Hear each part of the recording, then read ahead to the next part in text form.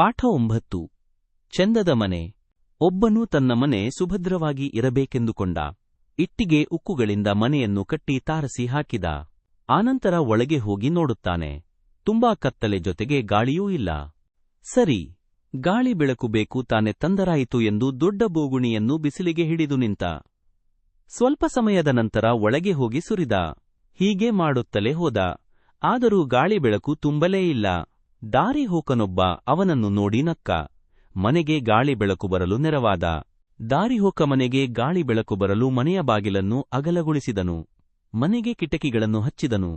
ಮನೆಯ ಮೇಲ್ಛಾವಣಿಗೆ ಬೆಳಕಿನ ಕಿಂಡಿಗಳನ್ನು ತೆರೆದನು.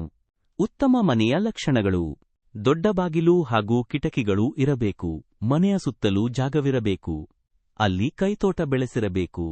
ಮನೆಯ ಸುತ್ತಲೂ ಸ್ವಚ್ಛತೆಯನ್ನು ಕಾಯ್ದುಕೊಳ್ಳಬೇಕು. ಮನೆಯನ್ನು ಸುಣ್ಣ ಬಳಿದು ಬಣ್ಣ ಹಚ್ಚಿ ಅಲಂಕರಿಸಬೇಕು. ಮನೆಯ ಸುತ್ತಲೂ ಕಾಂಪೌಂಡ್ ನಿರ್ಮಿಸಿರಬೇಕು.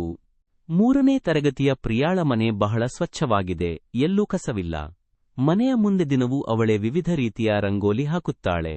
ಹಬ್ಬದ ದಿನಗಳಲ್ಲಿ ರಂಗೋಲಿಗೆ ಬಣ್ಣಗಳನ್ನು ತುಂಬಿ ಆಕರ್ಷಕವಾಗಿ ಕಾಣುವಂತೆ ಮಾಡುತ್ತಾಳೆ. ರಜಾ ದಿನಗಳಲ್ಲಿ ಹೂದಾನಿಗಳಲ್ಲಿ ಹೂಗಳನ್ನು ಇಡುತ್ತಾಳೆ. ಹಬ್ಬದ ದಿನಗಳಲ್ಲಿ ತೋರಣ ಕಟ್ಟುತ್ತಾಳೆ. ಮನೆಯ ಒಳಗೆ ಅಲ್ಲಲ್ಲಿ ಚಂದದ ಬೊಂಬೆಗಳನ್ನು ಇಟ್ಟಿದ್ದಾಳೆ. ಮನೆಯ ವಸ್ತುಗಳನ್ನು ಅವುಗಳ ಜಾಗದಲ್ಲಿ ಓರಣವಾಗಿ ಜೋಡಿಸಿದ್ದಾಳೆ. ಅವಳ ಮನೆ ಬಹಳ ಸುಂದರವಾಗಿದೆ. ಪ್ರಿಯಾಳಿಗೆ ಮನೆಯನ್ನು ಸಿಂಗರಿಸುವುದು ಬಹಳ ಇಷ್ಟವಾದ ಕೆಲಸ.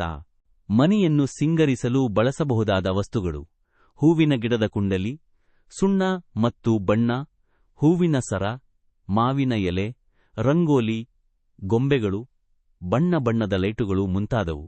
ಹಬ್ಬ ಮತ್ತು ವಿಶೇಷ ದಿನಗಳಲ್ಲಿ ಮನೆಯನ್ನು ಸ್ವಚ್ಛವಾಗಿ ಕಸಗುಡಿಸಿ, ನೆಲವನ್ನು ಒರೆಸಿ ಬಾಗಿಲುಗಳಿಗೆ ತಳಿರು ತೋರಣಗಳಿಂದ ಶೃಂಗರಿಸುತ್ತೇವೆ.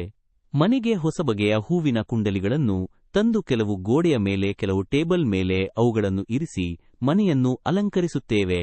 ಹೆಚ್ಚಿನ ಆಸಕ್ತಿದಾಯಕ ವಿಷಯಗಳಿಗಾಗಿ ಸಬ್ಸ್ಕ್ರೈಬ್ ಆಗಿ ನಮ್ಮ ಲೈಬ್ರರಿ.